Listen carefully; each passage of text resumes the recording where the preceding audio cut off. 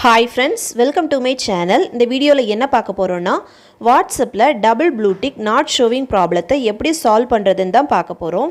பொதுவா நம்ம ஒருத்தங்களுக்கு மெசேஜை சென்ட் பண்றோம்னா அந்த மெசேஜை அவங்க பார்த்துட்டாங்களா இல்லையாங்கறத டபுள் ப்ளூ டிக்கை வச்சு தான் கண்டுபிடிப்போம். நம்ம அவங்களுக்கு சென்ட் பண்ற மெசேஜை அவங்க பார்த்த பிறகும் நமக்கு ப்ளூ டிக் ஷோ ஆகலைன்னா இந்த ப்ராப்ளத்தை எப்படி சால்வ் பண்றதுன்னு பார்க்கலாம்.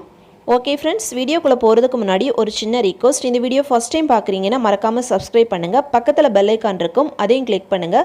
அதோட ஆளுங்கிற ஆப்ஷனை எனேபிள் பண்ணுங்கள். அப்போ தான் நம்ம சேனலில் போடுற ஒவ்வொரு வீடியோவோட நோட்டிஃபிகேஷன் உங்களுக்கு மிஸ் ஆகாமல் கிடைக்கும். வாங்க வீடியோக்குள்ளே போகலாம். ஃபஸ்ட்டு மொபைலை வாட்ஸ்அப்பை ஓப்பன் பண்ணலாம்.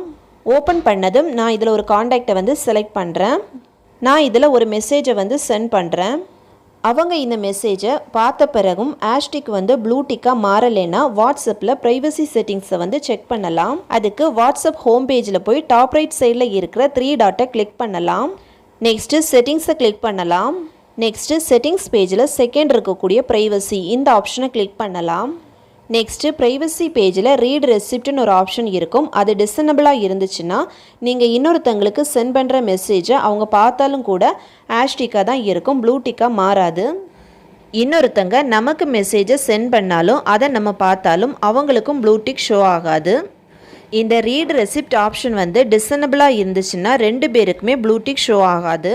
இப்போ ரீட் ரெசிப்ட் ஆப்ஷனை எனபிள் பண்ணலாம். எனபிள் பண்ண அப்புறமா மெசேஜை சென்ட் பண்ணலாம். ஓகே, இப்போ ப்ளூ டிக் ஷோ ஆகுது. ஃபஸ்ட்டு மெசேஜ் சென்ட் பண்ணும்போதும் ப்ளூ டிக் ஷோ ஆகலை.